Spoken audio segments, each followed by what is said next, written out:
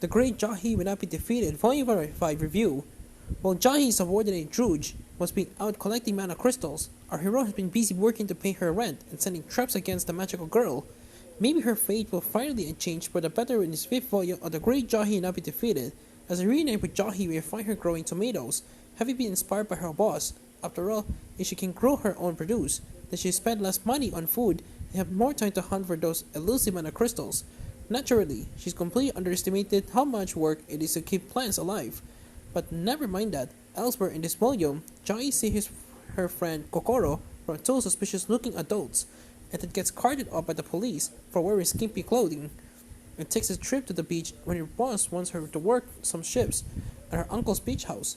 Business at the beach has been dwindling, thanks to the customers facing boats of bad luck, such as bad weather or swarms of jellyfish in the water. With its much bad fortune, surely a amount of crystal is behind it, at least Jahy hopes so, and she slacks off work to find it. The great Jahy will not be defeated is filled with the slices of Jahy's daily life that were used until halfway during it remains fairly episodic, which is why since there's quite a lot of variation in the storylines this time around. But the real meat of the volume is the back half when Jahy has obtained enough mana crystals to challenge the magical girl to a rematch. Yes, buried underneath the daily antics of our heroine, the main story finally moves along. The rematch with the magical girl changes the trajectory of the plot quite significantly, and on top of that, a new character is introduced at the end of the volume. Having watched the anime adaptation back in 2021, I'm confident that their arrival will shake up the formula. 5 volumes into the series seems like a good time to adjust the flow of the story, too. One of the biggest criticisms of The Great Jahy Not Be Defeated is the fact that it's quite repetitive, and a lot of the jokes were beginning to grow stale. Luckily, the variety on the show for the first few chapters already helps alleviate this problem, aided by the change of scenery to the beach. These small adjustments to make a big difference in the grand scheme of things. The other nice thing is that the jokes have not returned to making fun of Jahy for being poor. Not that the cast is better established.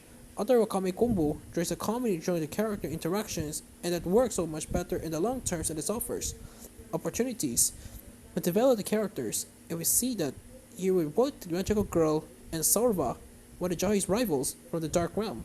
Certainly, if it continues like this, the series will become a lot more entertaining from volume to volume as opposed to the rut it was beginning to fall into.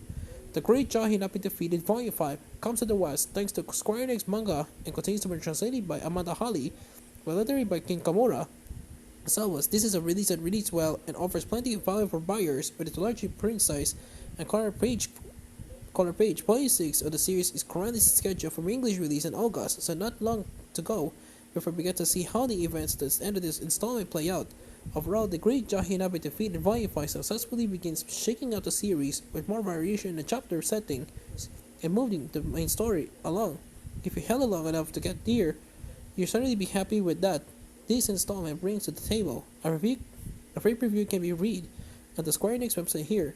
A review copy from Square Enix manga was supplied by Turnaround Comics, Turnaround Publisher Services, 8 out of 10.